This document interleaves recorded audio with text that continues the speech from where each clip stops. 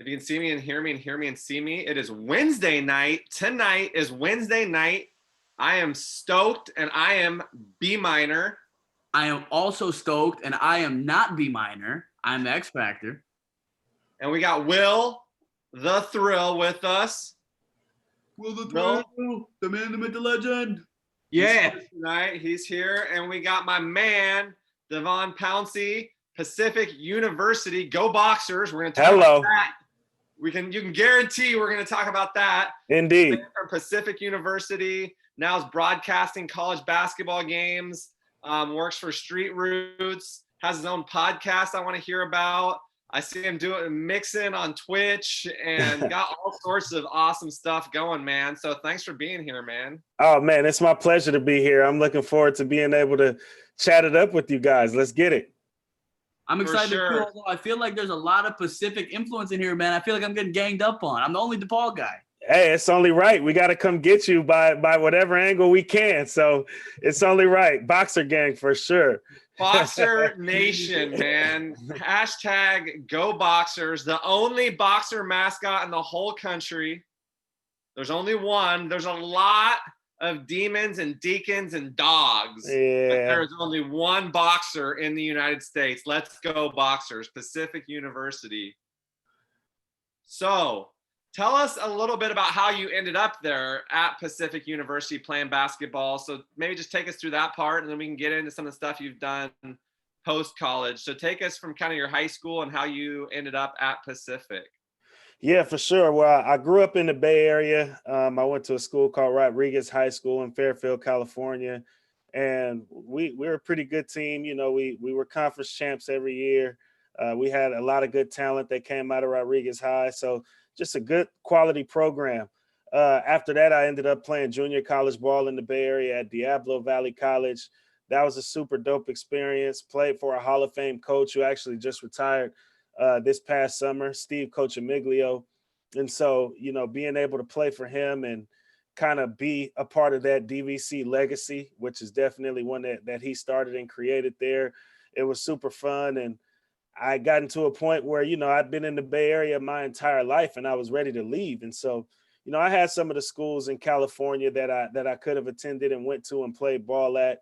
And I just didn't want to be out there anymore. I wanted to go and just try something else, see something different. I never really aspired to go too far. I know Oregon is only a state up from California, and growing up in the Bay, that's obviously Northern California, but I still just wanted to get away and kind of figure things out on my own a little bit because I just felt like it was time. And so I had a teammate at DVC. His name was Daniel Zatani, ended up being one of the greatest boxers of all time, all West region player.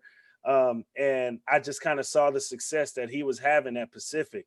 And so as, you know, I saw what he was doing and he was just killing it and dominating the conference. And, you know, it was a huge turnaround from even, you know, back when he played with me.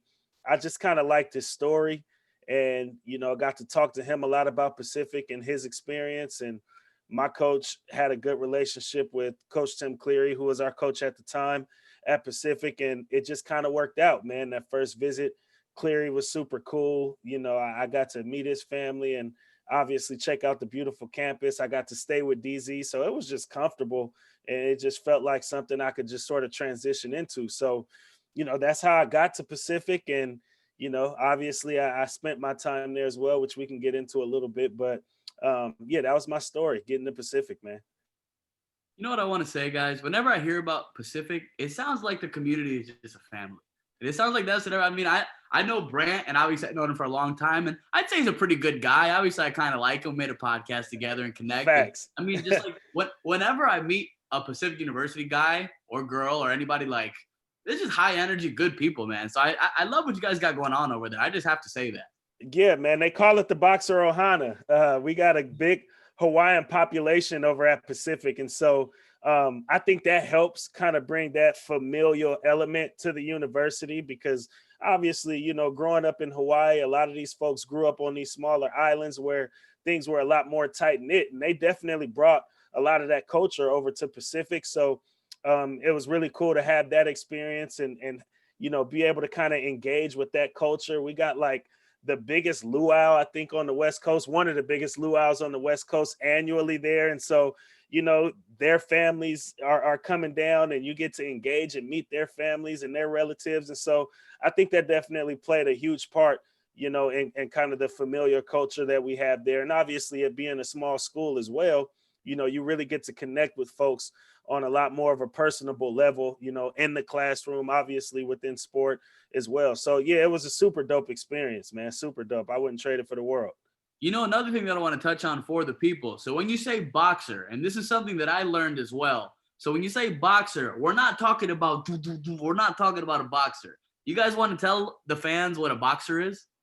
Talk to us, Brant. Break it down for us. The boxer, it's the only one in the country. It's a mythological being. So it doesn't even really exist. It's got the head of a dragon. Yeah. It's got a body like a dog. And they have hooves like a goat. And they kind of have a spirally unicorn horn. And it's the only one. It's a mythological being, but its head's like a dragon. It's pretty badass. Yeah, it's a dope logo too. Like I love the boxer logo. I think we definitely got one of the better ones around for sure.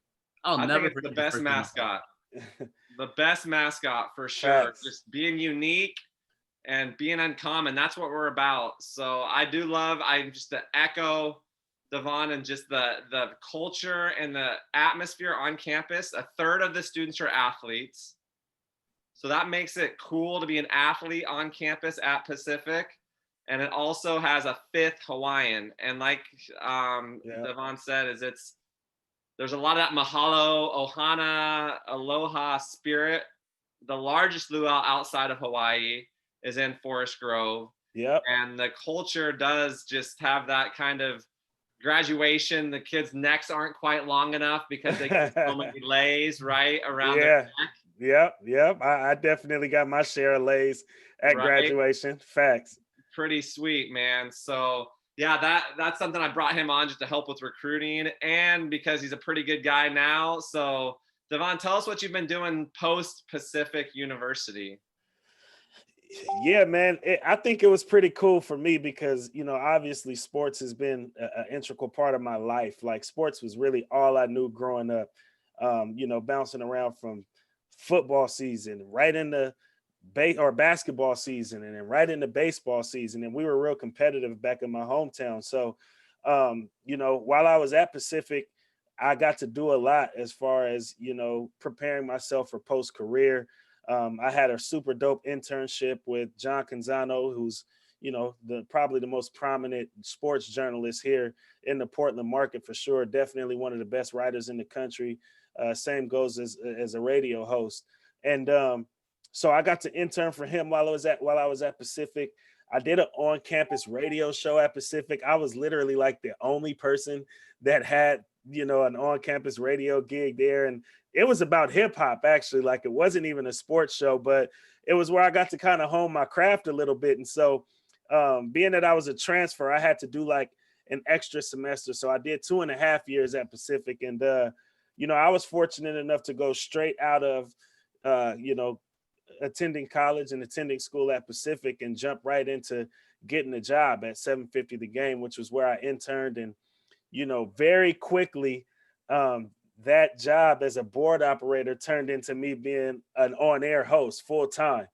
And it was a quick transition out of college and kind of dealing with the excitement of finishing up college and going right into the thrill of being a full-time host in a top 25 media market. So it was definitely some pressure there, which is obviously what I love. But also being able to stick to and be around the world of sports during that same time was super dope. So I feel like I never really had time to like have any kind of a gap year or slow down, after studying in college and jumping straight into the media industry. So, I did my stint there. I was on air for about 6 months there. I had a podcast, which I still do. It's called Wake Up and Win, that focuses on kind of the intersection of sports, politics, and culture. And so, although I wasn't able to keep the radio gig with me, I was able to keep my podcast. That's my baby. So, still kind of pushing that. And then, with my political interest, I jumped into, working at Street Roots. And that was still within the media scope at first as a freelance reporter. But then a position opened up with the vendor program at Street Roots. So I became the vendor coordinator, then went to vendor manager, and now the vendor program director. So maybe explain what Street Roots is. Maybe Yeah. you want to give us a summary of what Street Roots is. Yeah, absolutely. So Street Roots is a nonprofit organization based out of Portland, Oregon. And we work really close with the unhoused, the homeless community. But we're a weekly newspaper publication as well. So basically, we publish a weekly newspaper, and that's like a main source of income for these folks that become vendors and are unhoused. So they sell our street paper. And, we try to find other creative ways to get money in their pockets as well, as, that's a huge part of our mission. And so I oversee the vendor program. So the folks that you'll see selling the newspaper on street corners, all throughout the city of Portland, I oversee that entire sector of the organization. And so, yeah, I get to work really closely with them. And obviously, by me overseeing that sector of the organization, I do a shit ton of advocacy work. Sorry for cussing. I don't know if I cuss here. But yeah, I do a lot of advocacy work, so I'm often, working with, the city commissioners and the mayor and city hall. I'm often working with, the Portland Housing Bureau, and I'm working with all these different, sectors of the city to advocate on behalf of the homeless and unhoused community. And, obviously, with advocacy comes a lot of political work. So that's what I'm doing full time, working with Street Roots. Love it, man. That's awesome. And I love that you're giving back now, but you're also just crushing it. And talking about being the board operator, we would be remiss if we didn't talk about this new song that's coming out, X Factor. You want to talk to us a little bit? Hey, man, this is what I have to say about the song, okay? I don't know if I said the name of the song yet publicly, but the name of the song is Mississippi Do. Okay. What's awesome about it, it's like we don't use Lil Nas X's name in this household because we're trying to compete with him and we're going to be the best. But I like it. It's like one of those kinds of songs. It's like a rap, country, alternative kind of song. Okay. Right? More country. No explicits or anything, so completely radio friendly, all that good stuff. We got it recorded, mixed, mastered, everything that needs to be done. We got the version that we're gonna upload to Apple Music, Spotify, YouTube, everything. So we're ready to go. And I don't know if this is just me making the song, so I love it, but I have been bumping this. It's me and my roommate, actually. His name's Jason. Okay. He's a walk-on at DePaul too. We've been best friends since, the beginning of DePaul. And we were like, you know what? Let's go in the studio and make a song. He came across his beat on YouTube. He was like, oh, okay. He started singing a couple verses. I started singing a couple verses. We were like, hey, man, this is not bad. Like, we got to go to the studio and record this, before we forget. So, yeah, now we have it all ready. We're looking at a very, very, very soon release date. Very soon. And hey, if at all possible, man, send it my way. I promise I won't leak it. I'm super into music. I DJ, obviously not so much during the pandemic, but I DJ a lot, here in the city of Portland. And even that started during my experience back at Pacific. I used to DJ at like this local bar at Pacific right across the street from campus. And, I used to get all the students that were, juniors and seniors that, had hit the age of 21. And we would go there on like Friday nights, and I would just spin at kind of the local bar in town. And so, that has led into me still being able to DJ to this day a bit. I mean, like I said, pre-COVID times. But yeah, so if I get an early listen, man, I love it. Oh yeah, no, for sure. No, we can definitely set something up. Okay. Mississippi Duo. Mississippi Do. DEW. Like dew in the morning. Uh-huh. Gotcha. It's different in Michigan in Mississippi, I swear. All right. I was gonna say Michigan City, that's my hometown. It's different there too, but Mississippi just a little bit more different. For sure. That's sweet, man. I'm stoked. That's gonna be big time. We're gonna blow it up. We gotta get this guy to 10K by Christmas. Getting him 10,000 followers by Christmas time. Mm-hmm. Hey, man, I've seen it happen. I actually watched my cousin just kind of blow up over this past week, and it's been super dope to see. He's a rap artist.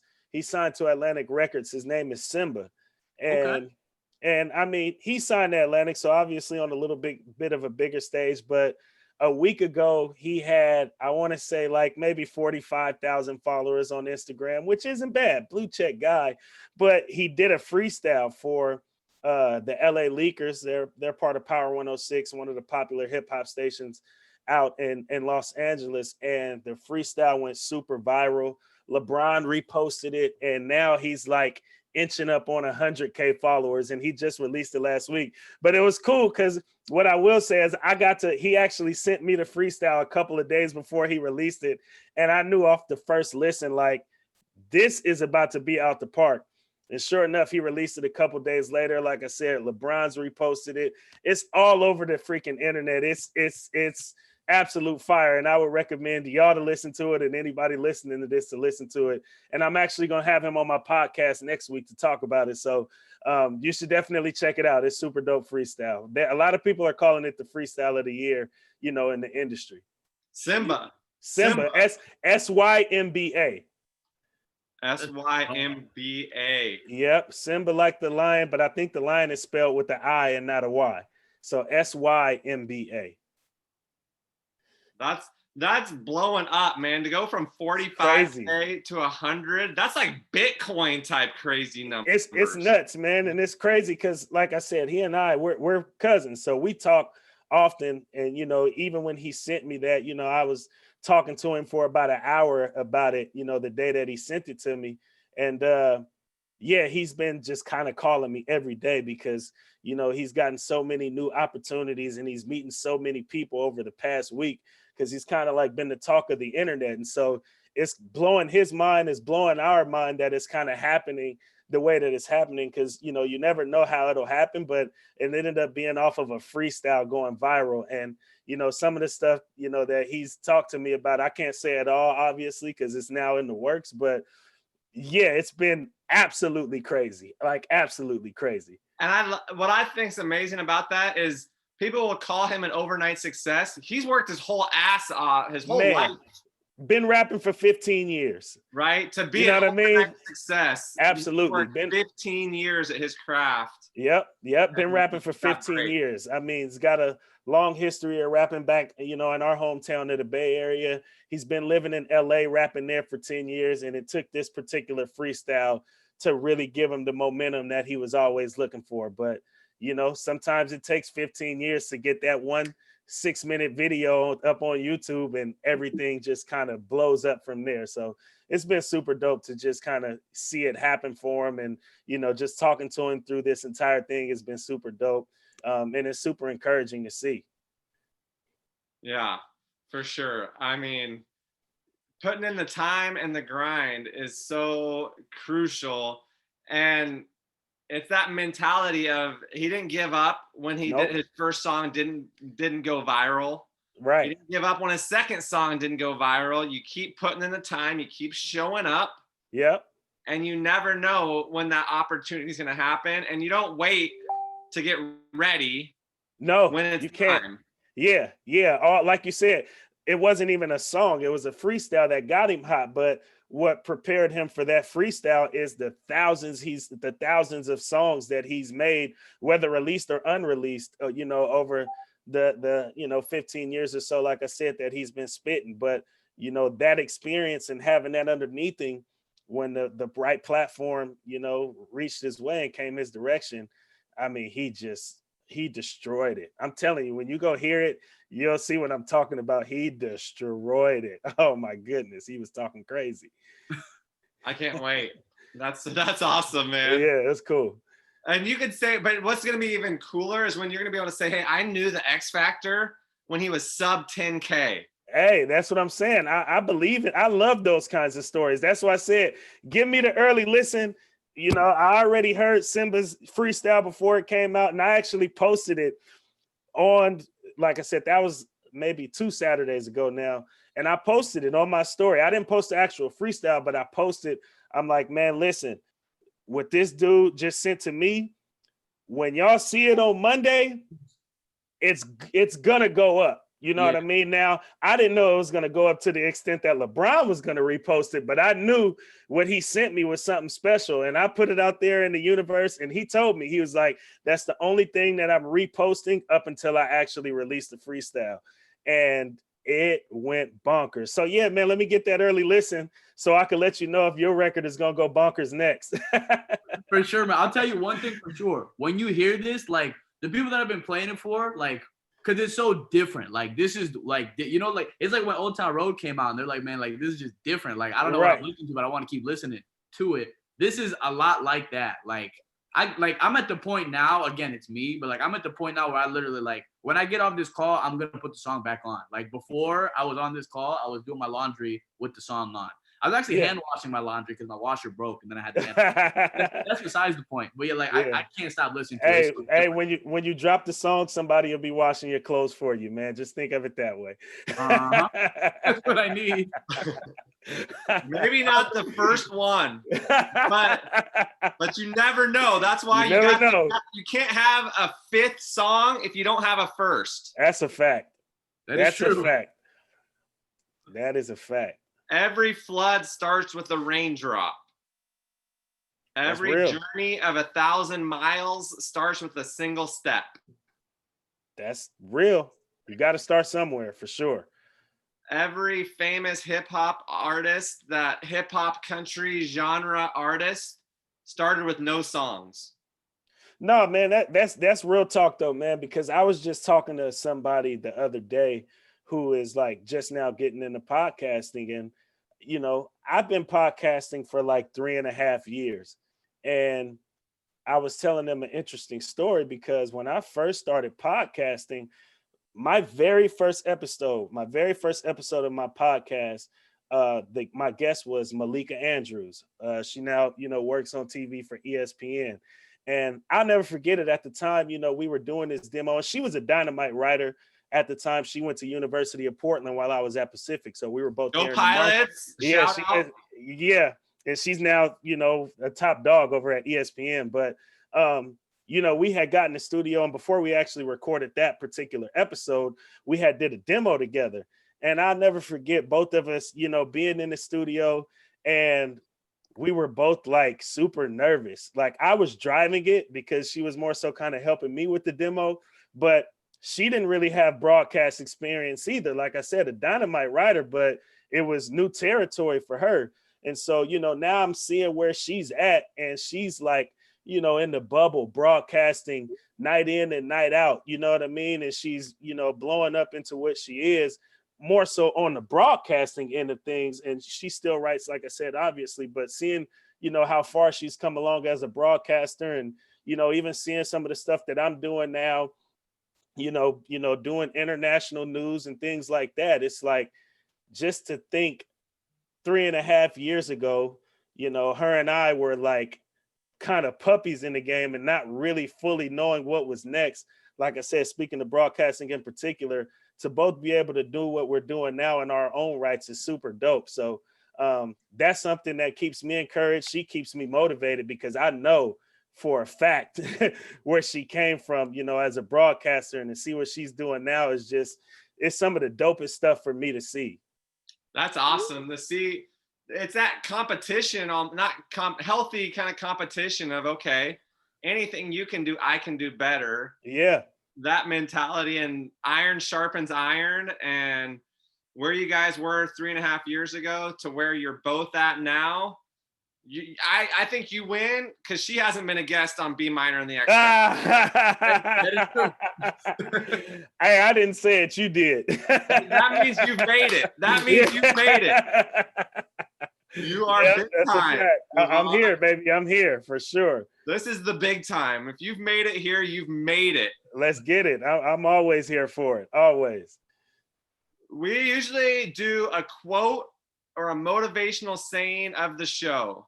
So this is going to be on the spot. So give us something, either a quote or a saying or a phrase, something that's kind of motivated you throughout your life, or like if you ever played, I don't know if you ever wrote a slogan or a quote on your shoes. Yeah. Give us something, man. It's actually funny that you asked that, because I was reminded of a quote that I used to live by, and it's always stuck with me. Um, but it came from a song, which I forget what song it was, but it was a hip hop song when I was a kid. Um, and at the beginning of the song, they had a skit, and it said, "When I do what I do what I do like I'm doing it for TV." And I was a young kid at the time, but what it ultimately kind of taught me was, anything that I'm doing, I want to, attempt to be at the height of it, at the pinnacle of it. I want to be the best at whatever it is that I'm doing. Obviously, there's a process to become the best in anything that you're doing, but when I do it, I'm doing it like I'm doing it major. I'm doing it large. I'm on TV doing it. And it was funny because in high school, my junior year of high school, I took a theater class, and I used to say that same quote in theater class that stuck with me since I was a little kid. And so, since everything is going on with the elections, I recently made an appearance with TRT World News, who I do a lot of work with, and I posted the clip on Twitter. And when I posted the clip, it was a friend from high school that I haven't even really talked to since high school, but I've had my Twitter since high school. So she's been following me, and she responded to the tweet and she said, what's crazy is when we were in theater class back in high school, you used to always say this quote, "When I do what I do what I do like I'm doing it for TV." And she was like, now you're really on TV and you're doing this stuff. And it's just super crazy that she remembered that from 10 years ago now. And I don't even really say that quote so much anymore, but I think it's a quote that just always stuck with me and kind of my lifestyle and how I approach whatever it is that I do. What I do when I do what I do it like I'm doing it for TV. That's a lot of doing right there. Yeah. I can tell but you gotta catch it. You gotta, it'll go over your head like a shower nozzle. You gotta catch it. I'm picking but up. She caught it. Down. Do it like you're doing it for the TV, man. Do it big. Yeah, when I do what I do it like I'm doing it for TV. Doing it for TV. That's tough. You know what I'm saying? Remembering that. Because that's the pinnacle. Like I said, I mean, at least, we all look at TV as like the pinnacle. Like if you're doing something for TV, you don't want to embarrass yourself. That's for damn sure. And you want to, present yourself as best as you possibly can. So that was just kind of how I lived, and it's still how I live. And like I said, it was super dope to get a reminder from, an old friend that I haven't talked to in years. And she literally remembered that quote. So it was super dope for her to remember that. That's big time. What do you got, X? I have a quote from TV. So this ties into it. And from a TV show that I watched when I was a kid too. How about this one? I bet be minded that you didn't expect me to say this. A quote from Hannah Montana. You guys familiar with Hannah Montana? Yes. I love her. You know Miley Cyrus. Miley Cyrus, yeah. Miley Cyrus. You want to know what Miley said? Hannah said, whatever you want to call her. She said, "Life's what you make it, so let's make it rock." Boom. Another one that'll fly over your head. But I heard that, and I was just scrolling through social media, honestly, and I haven't seen Miley Cyrus, Hannah Montana in forever. For some reason, I think it was TikTok, and that came up, that little snippet, and I was like, man, that's true. Like, it's catchy. Like, it's a nice song, but, like, that's really true, though. Like, life's what you make it, so you might as well make it rock, right? Like, you might as well go out there and, like, if you want to make a song, make a song. And if you want to hoop. Like, if you want to, whatever you want to do, you might as well at least try. Like, if you don't try, it's not going to work. So, like, you could never try, and then at the end of your life, be like, man, my life sucks, man. Like, I'm just not as lucky as these people who made it. Like, nah, yeah. Like, go for it. You know what I'm saying? Go for it. So, life's what you make it. So, hey, let's make it rock. Yeah, I think it tells a similar message to my quote that had a lot of, I guess, I don't know if alliteration would be the word, but it had a lot going on there. A lot of doing. But no, I think it still has the same feel, in regards to, in your case, make it what you want it to be. And in my case, I want to make it as big as I want it to be. So I definitely see the connection there. And in all that doing, don't forget about Mississippi do. That's all I'm gonna say. Mississippi do, baby. Add that to the do list. To the That's to-do what we list. do. Mississippi do. We're gonna add Mississippi do to the to-do list. Yes, sir. And put it on there too. I love it. 2 times because it rhymes. Let's go. Hello. So, the X Factor. No racial slur. I can go all night, even though I'm white. You getting it? You getting it though? Boom. You getting it? Break it off. Okay. Here's what I'm bringing. Here's what I got. I kind of pulled out the one earlier about the journey of 1,000 miles starts with a single step.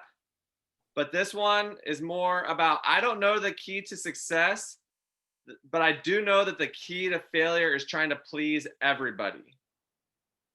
Yeah. And when I heard that, I was like, I like to please everybody, but it's impossible. And there's certain people that if you try to please them, then you're going against your values and what you need to stand for.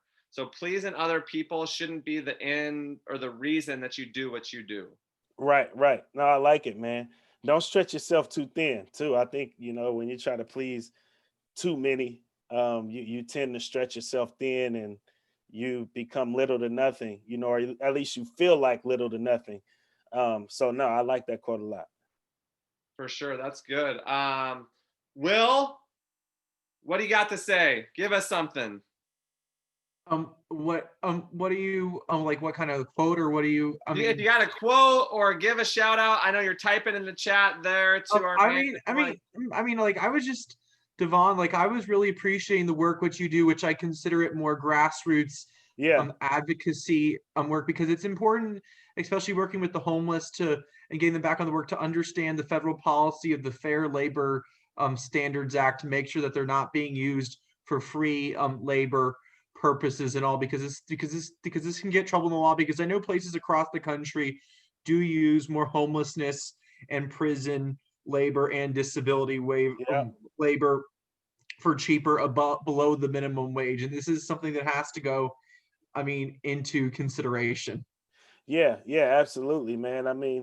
Economics are very important, and so when you look into the poor and the impoverished and the unhoused community, one thing that'll help them a whole lot is a little more paper. So no, I agree with you 100%. And like I said, I'm very grateful for the work that I do, because to an extent I kind of stumbled into it, because like I said, my intention working with Street Roots, I was doing it more so from the journalism aspect of things, but I didn't have a job with radio and I kind of needed a full-time job. So picking up that that vendor coordinator job here at Street Roots was real dope. And then I really just I was fortunate enough to have a leader, our executive director. Her name is Kaya Sand, and she just threw me right in the fire, because she obviously is accustomed to doing this advocacy work. And whenever she had a meeting, like I said, whether we were going to the mayor's office, whether we were going to meet with a city commissioner, whether we were going to the housing bureau, she dragged me along, and she made sure that I always had a voice in those spaces as well. And so, kind of being baptized by fire in that way really helped me out a lot, to where, I've been able to kind of really grow within the advocacy sphere of things. So I'm very grateful and very fortunate to be able to do what I do. And especially now with COVID going on and everything, like we have to make sure that these people are not going into a bunch of different places and like infecting people, making sure that they can get their doctor's appointments, wherever, get their COVID tests, go get their groceries, have the places where they can live, like in these markets. Because I know the West Coast, especially California, the Bay Area, some parts in Oregon, Seattle, Washington area, like there is a big homelessness population. Yeah, absolutely, man. It was crazy because, around, I want to say it was May, maybe, I led a town hall, and, I had some owners of hotels and motels, and I had some other different advocates, some professors from Portland State University, just some other folks that kind of work within this sphere as well. And we basically had a conversation about getting these unhoused people in some of these unused hotels and motels. And so just yesterday, Rep Alyssa Kenny Geyer made a big investment into being able to get some of these unhoused folks into some of these hotels. And, she acknowledged the town hall that I led back then, that, obviously I did it for a reason and I did it for a purpose, but I didn't really see it come to fruition until right around now, and in a way that I wanted to see it come into fruition. She acknowledged that, and some of the work that we did on the ground in regards to surveying people that are unhoused first and foremost, to see if they wanted an option like that before just going on with the town hall. So we were able to kind of have the research to really bring it all together, and then be able to speak on it in a town hall format, and to now hear that played a role in some of the decisions and some of the investments that are being made now. It's always really dope to hear, and it's really dope to be a part of. So it's super cool, man. Yeah. And when I was interning for the mayor's office in Salisbury, Maryland, the last 2 springs, like I worked with a colleague who was technically a homelessness manager for a city of only like 30,000 people. And this was a program that was actually started by an undergraduate student years before my alma mater of Salisbury University. And like, it's just important that we can keep on building those housing first programs. Yeah, for sure. Yeah. Well, I love it, man. I really appreciate you taking some time and hopping on. Before we wrap up with how we usually wrap up, I got to say, go Boxers. Hello. Say it again if you need to. Say it twice. Say it 2 times. Say it louder so the people in the back can hear it. Go Boxers. It's an awesome school. It's a fun program. I love what our alumni are doing. As you can see, they go on to be successful. So if you're looking for schools and you can hoop, go Boxers. Hello. Here we go. We need it out there. We need it. We're getting it turned around. We're smart guys. You know how they talk about buying stock, buy low, sell high? Yep.